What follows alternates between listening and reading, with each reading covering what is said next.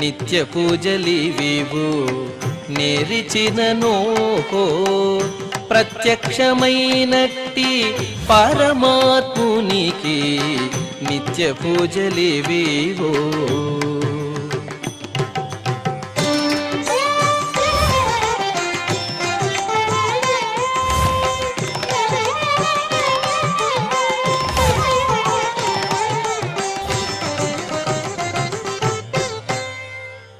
ఓం నమో వెంకటేశాయ. ఈరోజు గురువారము, శ్రీ విశ్వావసునామ సంవత్సరము, దక్షిణాయనము, గ్రీష్మ ఋతువు, ఆషాఢమాసము, కృష్ణపక్షము, సప్తమి తిథి, రేవతి నక్షత్రము, జూలై 17, 2025.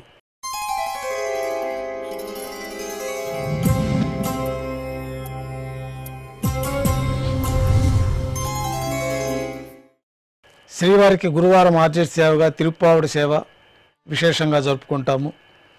సాతుమర పూర్తయిన తర్వాత శుక్రవారం అభిషేకం ఏర్పాట్లలో భాగంగా శ్రీవారి మూలమూర్తికి అలంకరించబడి ఉన్న సువర్ణ తిరువాభరణాలు, రత్నాభరణాలు, హారములు తొలగించి శ్రీవారి ముఖమండలంలోని పచ్చకర్పూరం తిరునామంను అర్ధభాగం తొలగించి శ్రీవారి నేత్రములు కనిపించే విధంగా అలంకారం చేయబడుతుంది.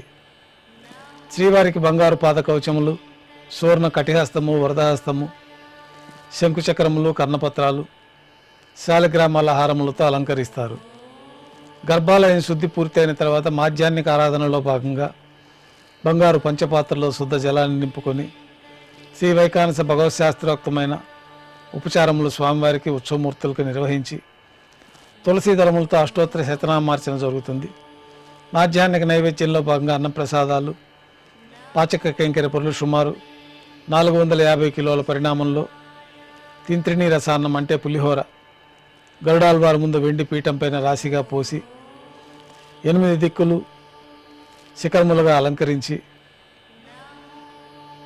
నారికేళ అర్థఫలములు మరియు పుష్పముల చేత అన్ని దిక్కులు యందును ముఖభాగనందును రమణీయంగా అలంకరించి శ్రీవారి దృష్టి గోచరించినట్లుగా ఏర్పాటు చేస్తారు.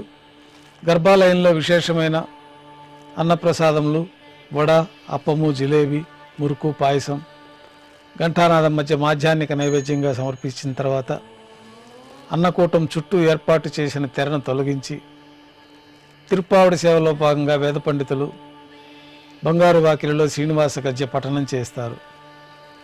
తర్వాత బంగారు వాకిలి నుండి శ్రీవారికి కర్పూర హారతి, అలాగే అన్నరాశికి కర్పూర హారతి ఇవ్వటంతో ఈ తిరుప్పావుడి సేవ పూర్తి అవుతుంది. అనంతరం భక్తులని సర్వదర్శనానికి అనుమతిస్తారు. ఈరోజు భక్తులు స్వామివారిని నేత్ర దర్శన అలంకారంలో దర్శించుకుంటారు. ఉభయ దేవేరులతో శ్రీ మలయప్ప స్వామివారు బంగారు తిరిచిపైన వేంచేస్తారు. మేళతాళాలతో ఊరేగింపుగా విమాన ప్రదక్షిణంగా సంపంగి ప్రాకారంలో కల కళ్యాణ మండపానికి చేరుకుంటారు. కళ్యాణోత్సవం ప్రారంభమవుతుంది.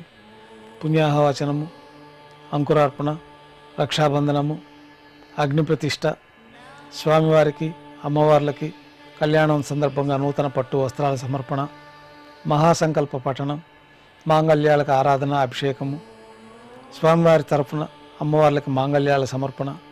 ఈ సందర్భంగా స్వామివారికి అమ్మవార్లకి కర్పూర నీరాజనము, విశేషమైన హోమాలతో పూర్ణాహుతి పూర్తయిన తర్వాత మాలా పరివర్తనం అనే కార్యక్రమాన్ని నిర్వహించి ఉభయ దేవేరులను స్వామివారి చెంతకు చేర్చి ఈ సందర్భంగా అక్షతారోపణం అనే వైదిక కార్యక్రమాన్ని నిర్వహించి నైవేద్యము, కర్పూర నీరాజనంతో కళ్యాణోత్సవం పూర్తి అవుతుంది.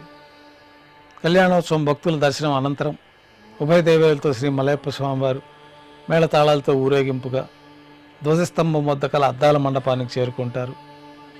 వేదపారాయణ నడుమ ఊంజల సేవ నిర్వహించి కర్పూర నీరాజనంతో ఊంజల సేవ పూర్తి అవుతుంది.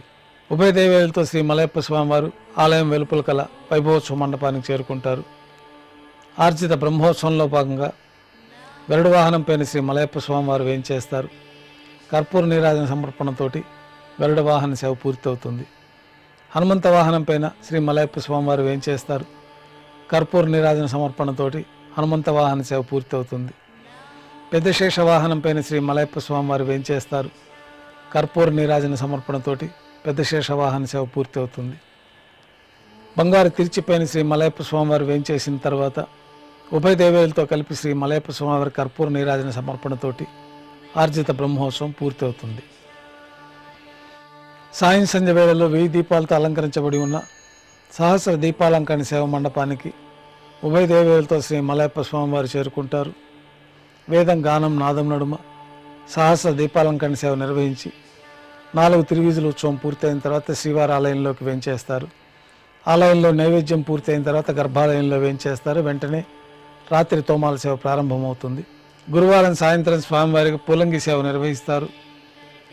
సాయంకాలం ఆరాధనలో భాగంగా గర్భాలయం శుద్ధి చేసి పంచపాత్రలో శుద్ధతో నింపి శ్రీవారికి శ్రీ ఉత్సవమూర్తులకి శ్రీ వైగాన సాగమోక్తమైన ఉపచారములు సమర్పించి వివిధ సుగంధ పుష్పాలతో స్వామివారి దివ్యమంగళ స్వరూపం అంతా పుష్పమాలలతో అలంకరించి పుష్పమాలలతో కిరీటాన్ని సమర్పించి సూర్యకటాన్ని స్వామివారికి అలంకరించి ఉత్సవమూర్తులకు పుష్పమాలికలు సమర్పించిన తర్వాత చతుర్వేద మంత్రాలతో మంత్రపుష్పాన్ని సమర్పించి నక్షత్రహారతి కర్పూరహారతితోటి పూలంగి సేవ పూర్తి అవుతుంది.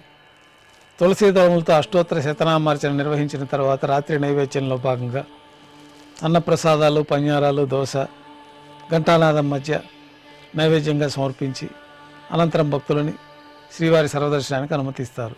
కొద్ది విరామం తర్వాత ఏకాంత సేవలో భాగంగా రాత్రి సమర్పించిన పుష్పమాలికలన్నీ సళ్లింపు చేసుకొని గర్భాలయాన్ని శుద్ధి చేసుకొని బంగారు పంచపాత్రలో చతుర్ముఖ బ్రహ్మ తిరువారాధన కోసమై తీర్థాన్ని సమర్పించి కౌతుకపైన శ్రీ భోగ శ్రీనివాసమూర్తి వారిని బంగారు పట్టు పాన్పు పైన వేంచేపు చేసి ఈ సందర్భంగా దారోష్ణమైన గోక్షీరము జీడిపప్పు ద్రాక్ష కలకండ కలిపిన మిశ్రమము పండ్లు నైవేద్యంగా సమర్పించి కర్పూర నీరాజనంతో ఏకాంత సేవ పూర్తి అవుతుంది. ఓం నమో వెంకటేశాయ.